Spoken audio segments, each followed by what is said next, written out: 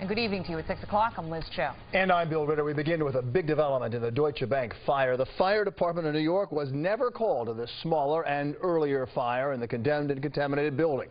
And that's raising a disturbing question tonight. If the department had been notified, had known about the dangers in that building, could the deaths of 2 New York firefighters have been prevented?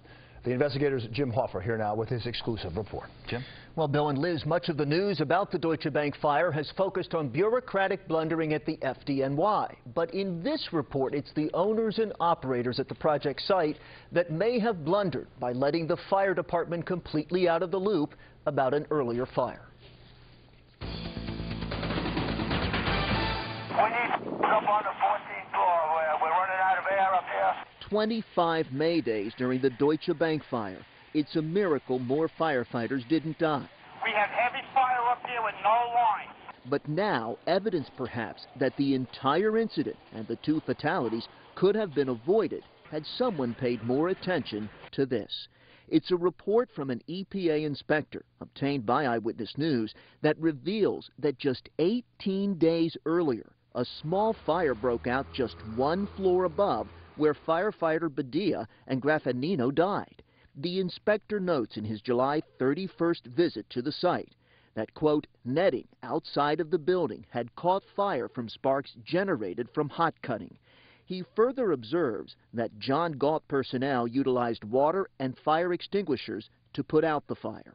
This document shows that there were fires occurring in the building. This was a gigantic red flag for people that fire safety needed to be looked at in this building. But we've confirmed that no one at the Deutsche Bank site ever called the FDNY about the July 31st fire, even though the Lower Manhattan Development Corporation's own emergency action plan specifically states that in the event of a fire, the contractor must call 911.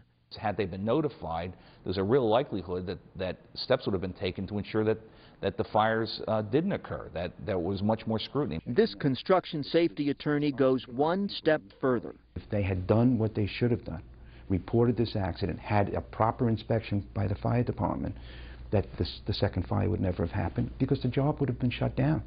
A spokesman for the Lower Manhattan Development Corporation, which has oversight of the project, says the fire was not big enough to call the FDNY. It was a small fire, he says, that only required the use of a fire extinguisher.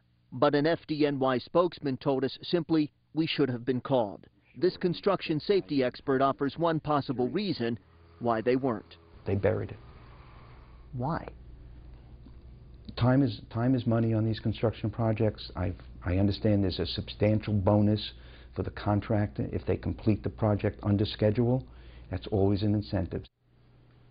One firefighter told us had the FDNY been called on the earlier fire, they may have discovered that the standpipe had been dismantled. That, of course, a big problem in the fatal fire in August. We should note, though, that the fire department also failed to conduct mandatory fire inspections. Now, if you have a tip about this or any other story, please give our tip line a call at 877-TIP-NEWS.